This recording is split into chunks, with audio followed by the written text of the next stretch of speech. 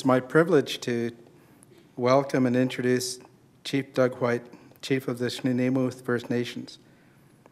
He is a member of the Snuneymuxw First Nation in Nanaimo.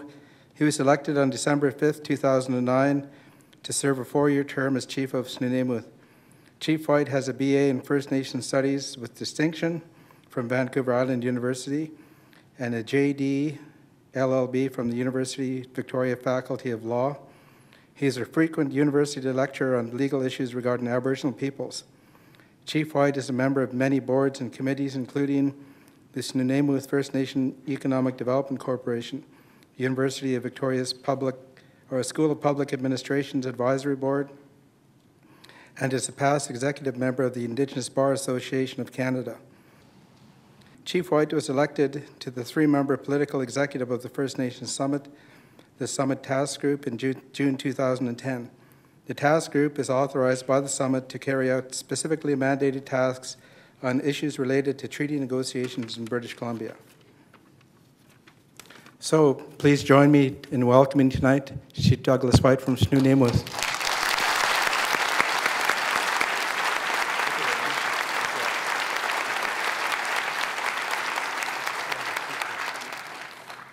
Asiam na siaya, Ainta Pekwalasalton Tani Snuneymuxw, Ait na Squalo and Quanas Ich Haitsepka Siam Stimoch. Good evening, everyone. My name is Kwalasalton. My Coast name, my new Channel name is Cleishan. It's a great honor to stand here to be asked to come and welcome you to Snuneymuxw territory. The translation of the words that I spoke roughly translate as, "No goddamn way will there be oil tankers in the Salish Sea."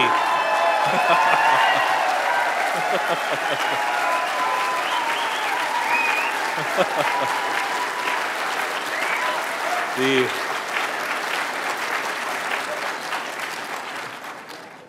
160 years ago, my people, the Snuneymuxw people, and I see some of my relations here in the crowd, my beautiful sister, Sasheen. Our people, our ancestors, were met by the government of James Douglas. I see back there it says coalwatch.ca. Well, here, you know, I think we've been coalwatch.snuneymuxw for about 160 years now. But we don't have the rights to that website address, so it's good. We've, the fledgling colony of Vancouver Island was looking desperately for an economic foundation for its settlement. And it realized that there was coal in Snuneymuxw territory. And so what did that mean? Back then, in the 1850s, there was an extremely different approach between the Crown and First Nations in terms of formulating and setting out their relations. They came to Snuneymuxw in recognition of our Aboriginal title, the Snuneymuxw title, the Snuneymuxw relationship to this part of the world. A remarkable exchange of a nation-to-nation understanding, a recognition of the reconciliation of sovereignties. Somehow we're in this together and we need to sort out how we're going to live together. We've seen, that was December 23rd, 1854, when the last treaty was made of recognition and respect in this province. Since that time, there was an extremely unfortunate decision made by the governor of Vancouver's Island, James Douglas, Joseph Trutch, who followed after him in different capacities. They came to this ugly decision that the recognition of Aboriginal people is too complicated. It's too expensive. Some way, you know what, I don't even think it's necessary. What are they talking about, Aboriginal title anyways? What is that? And that brought us in this country, in this part of the world, in this province, to a place of deep uncertainty. It reformulated relationships and patterns of behavior on a negative conception that we don't matter to each other. What a place to be. Since that time, we've worked very hard to stand up and have our proper relationship recognized. 50 years ago, the very first statement in Canadian law about Aboriginal peoples in the modern era came from here in Nanaimo, the White and Bob case. In this instance, July 7th, 1963, Clifford White was out hunting in the mountains behind us to feed his family, and he was charged under the Provincial Game Act for hunting deer out of season to feed his family. He stood up the next day down the street from us in the courthouse in front of Magistrate Beaver Potts, and he said, "My answer to your charge is that we have a treaty between us that recognizes the right of the Snuneymuxw people to hunt as we always have." He stood up and articulated this beautiful, simple example of standing up in the face of the power of the Crown and to simply say, I have a different idea of law, I have a different idea of history, and I've got a different idea of our future together. For that, he was called a pig by the magistrate. When he convicted him, a couple of months later, he said, "Clifford, it's pure piggishness on your part to be standing in my courtroom talking about this alleged treaty." It's 1963, 90 years from the signing of the treaty, and an entirely different story was being told by the Crown. The provincial prosecutor that stood up said, in fact, there is no such thing as a treaty between the Snuneymuxw people and the Crown. What a remarkable mythology, remarkable story. We fought then through appeals. We brought in Thomas Berger, we brought in Frank Calder from the Nisga'a, Guy Williams from the Native Brotherhood, all of our relations up and down the island to fight that case through to the Supreme Court of Canada in 1965. We were successful at every step of the appeal, and the court confirmed three basic things. One, first, there is in fact a treaty relationship between the Snuneymuxw and the Crown. Two, it continues to matter today. We will enforce the treaty rights of the Snuneymuxw people. And finally, they said, what it means is that the provincial government, because of the constitutional law of Canada, does not have constitutional competence or authority to act in any way that interferes with the treaty rights of the Snuneymuxw people. 50 years ago, this first statement of law of the modern era of Aboriginal peoples arose here in this community. I've been chief for 2 years. When I showed up, the behavior of the federal government and the provincial government reflected in absolutely no way that decision from 50 years earlier. They were still in July 7th, 1963.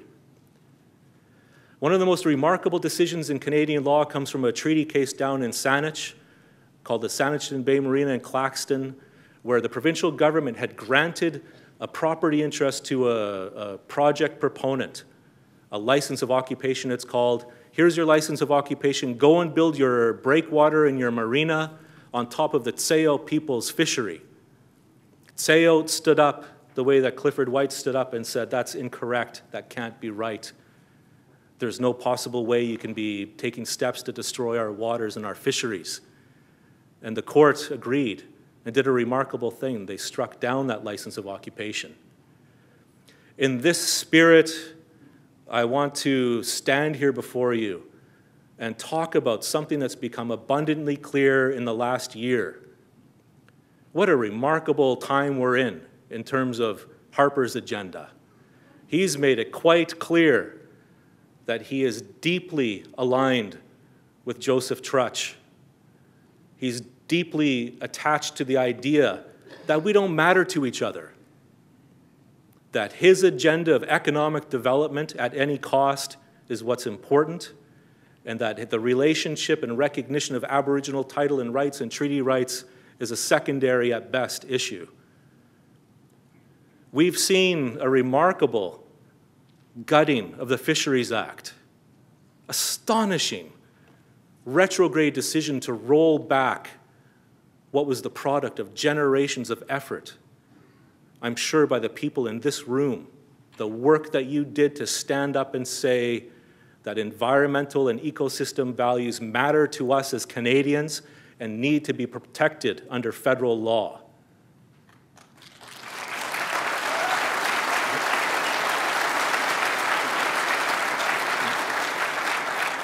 For this incredible achievement of Canadian society be torn apart in the way it was, hidden in the middle of an omnibus budget bill, is a disgrace, an absolute disgrace.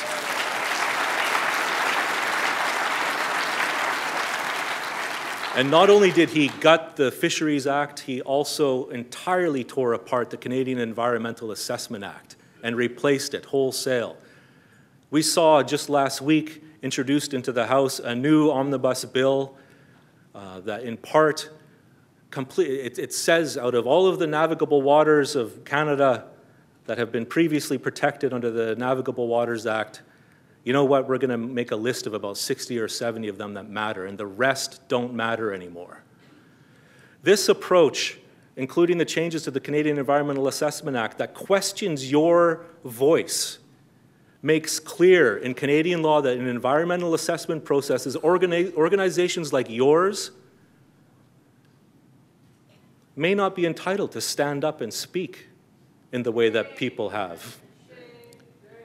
This idea that the Council of Canadians, this idea that the Suzuki organization, that these institutions that are premised on the idea of speaking for those aspects of our creation that can't speak for themselves, that they don't have a voice, is an astonishing development in our society. More and more, it's become clear to me over the past 9 months that what's left, where are we at? We need to assess on such an urgent basis, where do we have strength left to protect what is cherished and valuable to all of us? And it's clear to me that one of the greatest outstanding strengths, something that Stephen Harper acting alone cannot undo, are the strong legal rights of the Aboriginal peoples of this country that I've been talking about.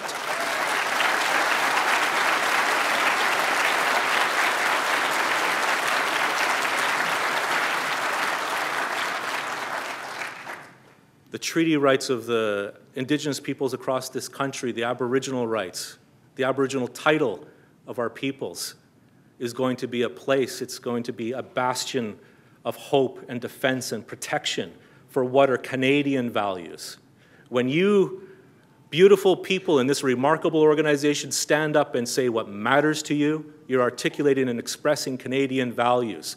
And I want you to know that we share those values as Indigenous peoples of wanting to protect what belongs to our grandchildren.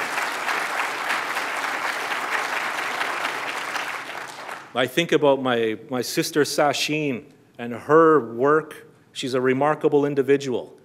She's gone back to live on the West Coast and live in a particular way. She wants to be as Indigenous as she can be. She spends every day working to understand, to learn, to articulate, to share with her children and her family what it means to be from Snuneymuxw, what it means to be from Ahousaht, what it means to be Nuu-chah-nulth and Coast Salish.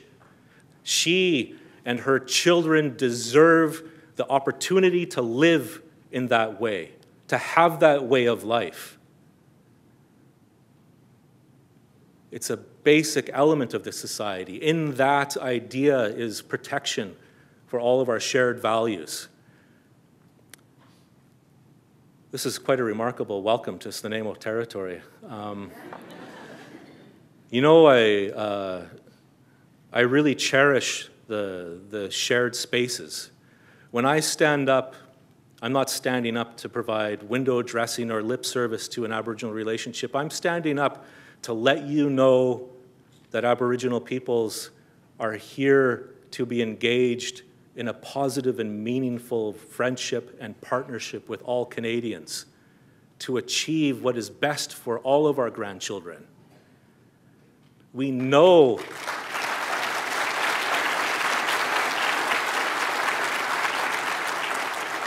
we know as leaders, we know as people living in our territories that to achieve that, we've got to get back to that central principle idea that existed 160 years ago, that we matter to each other. We matter to each other. Nobody's going anywhere. We've got to sort this stuff out of how to live together in recognition and respect.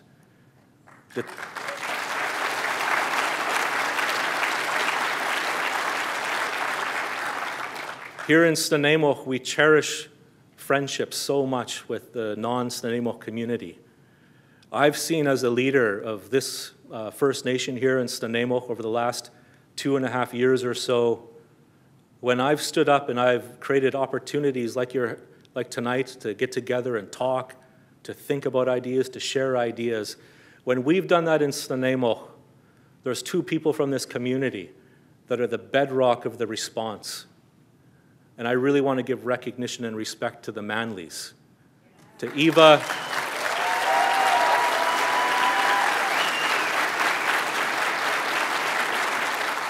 and Jim Manley. The Snuneymuxw people admire and respect you and cherish our friendship with you.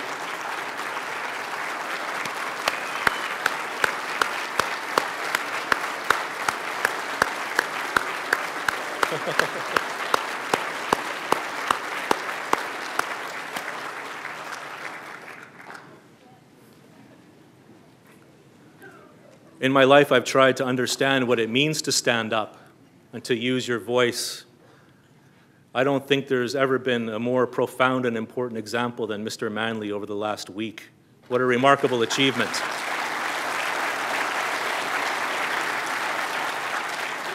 And so with that, I want to conclude simply by saying I stand here in a very real way, in terms of recognizing you and respecting your contributions to all of our lives, to our collective society. And to say that we stand here in the same way the Snuneymuxw did 160 years ago, which is to say we're willing to understand and to respect the idea that we matter to each other, that nobody's going anywhere, and let's figure this out together, how to build the best possible society and partnership for all of us, and especially for the generations to come.